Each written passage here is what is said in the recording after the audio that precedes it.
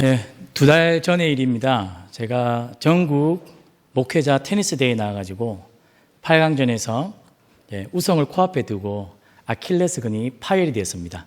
파열이 조금 된 것이 아니라 의사 진단은 완전 파열이었습니다. 제가 그 완전 파열 진단을 받고 마음이 참 가난해졌습니다. 순간적으로 제가 얼마나 교만했던가 그런 모습들이 순간적으로 지나가더라고요. 제가 지난 5월에 있었던 그 대회에 나가기 전에 이미 전국대회 우승을 2번을 했었습니다. 그래서 그 대회에 나갈 때도 굉장히 기고만만해가지고 상금을 따서 무엇을 할까? 그리고 거기 참여한 많은 선수들을 보면서 제가 아주 눈을 내려 깔고 밥도 안 되는 그렇게 교만했던 제 모습이 순간적으로 떨어오더라고요. 그래서 병원에 응급실에 앉아 있으면 하나님 잘못했습니다. 제가 교만했습니다. 마음이 참 가난해져서 오늘 제 제목처럼 자연스럽게 제가 가슴에 손을 얹고 하나님 제가 교만했습니다. 그런 마음이 들더라고요. 그래서 병원에 갔습니다. 그래서 하나님께 기도했습니다. 하나님 제발 불구가 되지 않고 정상으로만 돌아오게 하여 주십시오. 간절히 기도했습니다. 그래서 수술이 잘 마쳤고 병원에 입원했습니다. 그리고 기도 제목이 조금씩 바뀌더라고요. 하나님 집에만 가게 해 주십시오. 그리고 살만해지니까 기도 제목이 또 바뀌었습니다. 하나님 휠체어에서 빨리 일어서게만 해 주십시오. 그러면서 제가 제 모습을 돌아보니까 처음에는 참 하나님께 간절하고 내가 참 교만했구나. 내가 무언가 하나님께 큰 실수를 했구나. 그래서 제 모습들을 천천히 돌아보는 시간들을 1달, 2달 가졌습니다. 지금 제가 거의 한 90%는 걷고 있거든요. 어느 순간 제 마음에 그 가난했던 마음이 지금 바뀌었습니다. 또 금방 교만해져가지고 언제 또 운동을 하러 나갈까? 저는 제 모습을 보면서 사람이 참 간사하구나.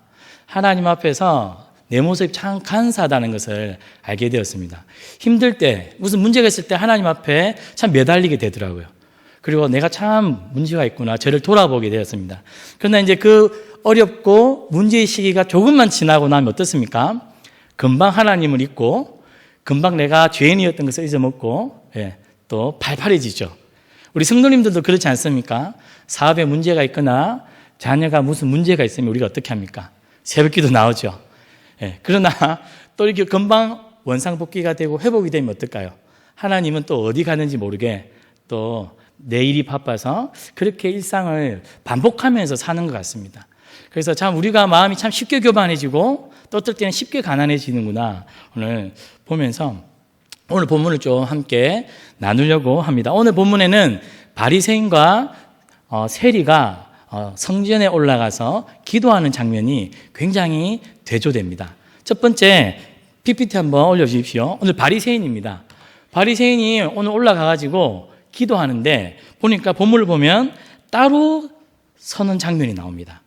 왜 이 바리새인이 따로 서서 기도할까? 아마도 이 바리새인은 처음부터 하나님께 기도하고자 하는 목적이 없었고 많은 사람들이 자신의 기도하는 모습을 주목해 주기를 원했던 것 같습니다. 그래서 이 바리새인의 기도는 하나님께 감사합니다 했습니다. 그런데 이 본문을 잘 들여다보면 하나님 감사합니다의 내용이 아니라 주변 사람들 내 기도를 들으시오 이렇게 시작하는 것 같습니다. 그런데 이 바리새인의 기도의 내용이 무엇입니까?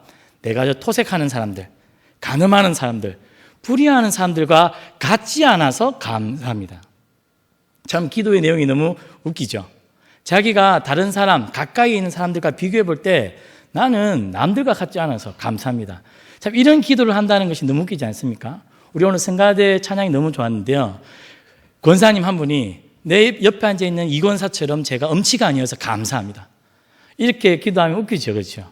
그럼 우리 바리새인의 기도는 내가 남들과 같지 않아서 감사하다는 것입니다. 그리고 뭐라고 말합니까? 저는 1회에 2번 금식을 하고 그리고 모든 소득의 11조를 하나님께 드립니다. 자기 자랑을 어떻게 하는 것입니까? 하고 있는 것이죠.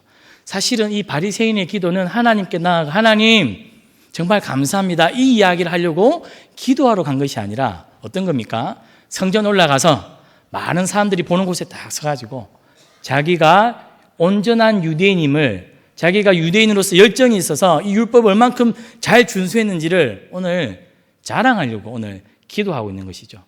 기도가 아니라 오늘 바리새인의 자랑이 오늘 담겨 있습니다.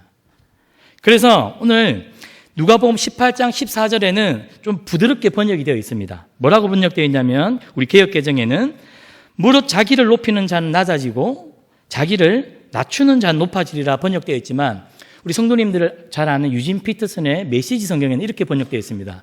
너희가 고개를 쳐들고 거만하게 다니면 결국 코가 어떻게 된다고요? 납작해지고 말 것이다.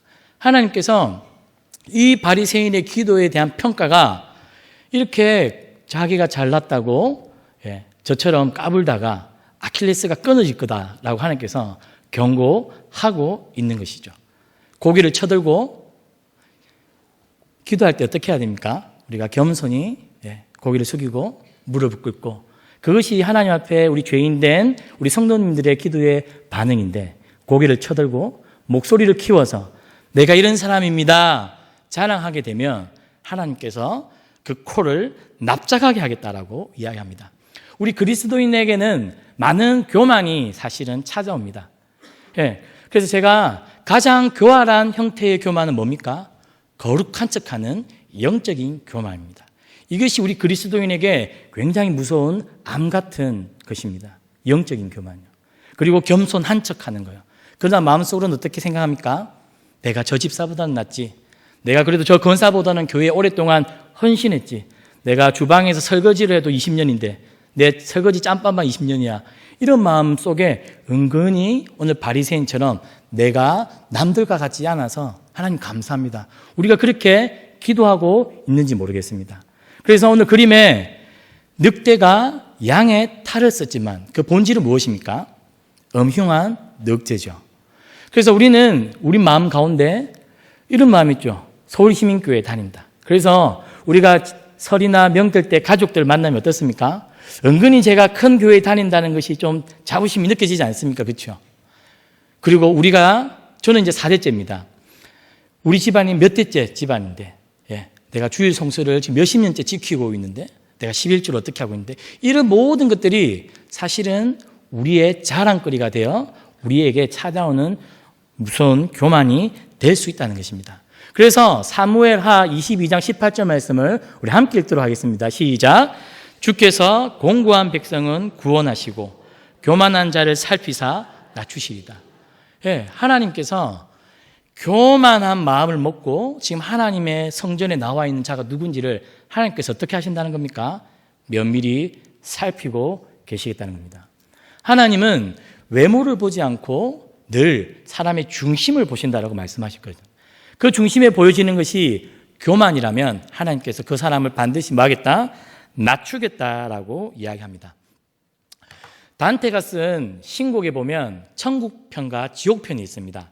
근데 이 지옥편에 보면 이제 지옥에 가서 연옥에 가서 7가지 죄를 지었을 때 받는 벌이 나옵니다. 근데 오늘 이 바리새인이 만약에 죽어서 간다면 이 교만한 사람이 받는 벌이 있습니다. 어떤 벌이 있을까요? 교만한 사람들은 가면 돌짐을 지고 허리가 구부러진 벌을 받습니다. 왜 그럴까요? 교만한 사람은 여태 자기가 가장 잘난 줄 알고 어떻게 했을까요? 오늘 이 바리새인들처럼 따로 딱 서가지고 고개를 어떻게 했을까요? 한 빳빳이 한번 들어볼까요?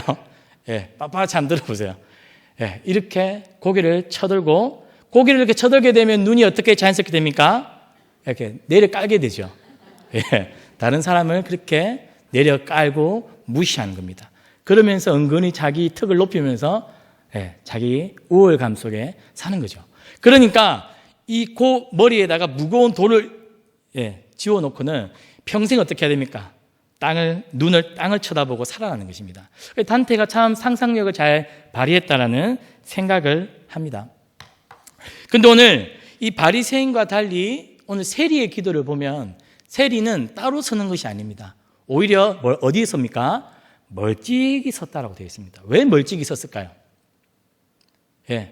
우리 이제 여름이면 땀이 많이 나지 않습니까? 땀 냄새가 좀 유별나게 나시는 분들 있죠. 그러면 땀 냄새가 자기 코에도 맡아지면 어떻습니까? 사람들 가까이 못 가죠. 부끄럽고 미안해서요. 아마 오늘 이 세리는 자신의 삶의 어떤 모습들을 돌아볼 때 이 성전에 하나님과 예배드린 이 사람들 곁에 자기는 설 수 없다라고 생각을 했던 것 같습니다. 그래서 구부리고 웅크리고 그것도 모자라서 어떻게 합니까? 얼굴을 그냥 가려버립니다. 예, 한번 해볼까요? 예, 무릎을 꿇고 웅크리고 옷으로 얼굴을 가린. 무슨 말입니까? 누군가에게 자기의 모습을 노출하기 싫을 만큼 자기 자신에 대해서 부정적이고 참 내가 하나님 성전에 나와서 기도해도 될까? 그런 생각을 가지고 있는 것이죠. 그러면서 하나님께 기도한 내용은 하나님, 저는 죄인입니다. 그래서 하나님, 불쌍히 여겨주십시오. 그래서 아까 바리새인의 기도의 핵심은 무엇입니까? 그 기도의 나는.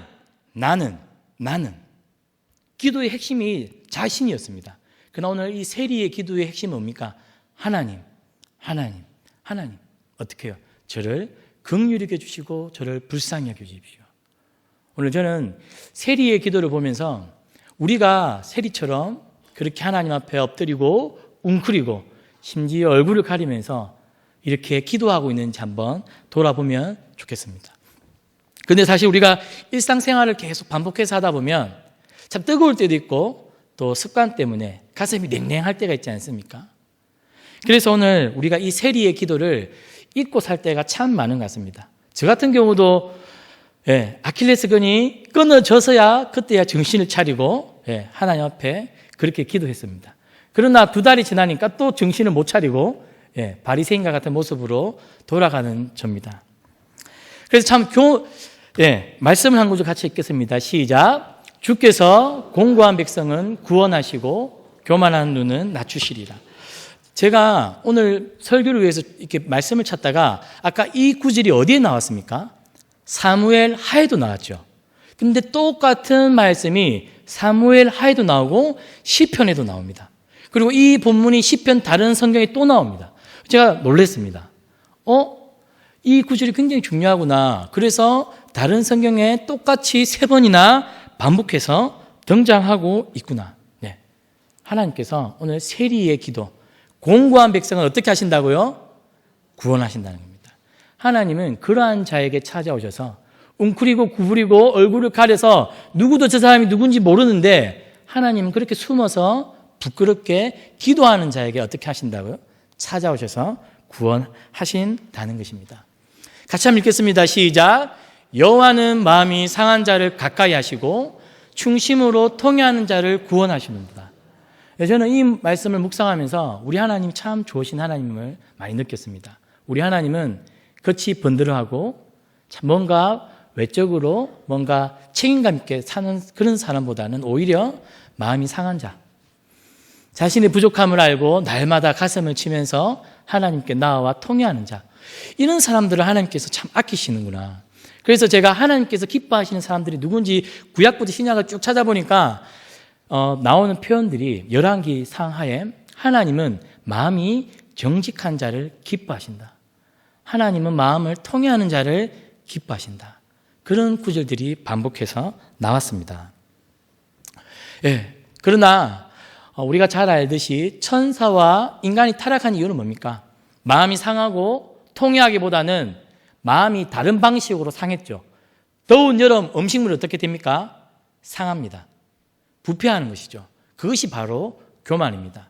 일상생활 하다 보면 누군가로부터 조금만 칭찬을 듣고 내가 조금만 잘한다 싶으면 금세 하나님께 가슴을 치기보다는 하나님을 잊고 자신이 하나님이 되어 천사장처럼, 그리고 에덴 동산의 아담과 하와처럼 타락합니다. 그래서 유명한 수도사 토마스 아퀴나스는 교만은 모든 죄의 어머니라고 할 수 있다. 그리고 그 유명한 C.S. 루이스는 교만은 모든 죄의 뿌리가 되는 죄다. 그만큼 우리 마음 가운데 이 바리새인 마음에 심겨져 있던 나는 이 교만이 무섭다는 것입니다. 그래서 C.S. 루이스가 굉장히 통찰력 있는 말을 했습니다. 세상에는 2 종류의 사람이 있다는 것입니다. 첫 번째는 아주 겸손해서 하나님, 아버지 뜻대로 하십시오. 자신의 인생의 모든 것을 맡기는 사람이 있는 반면에 다른 한 사람 누굽니까? 아주 교만해가지고 하나님께서 포기하는 사람. 야, 네 뜻대로 해라. 네 마음대로 해라. 왜요? 너무 교만하니까요.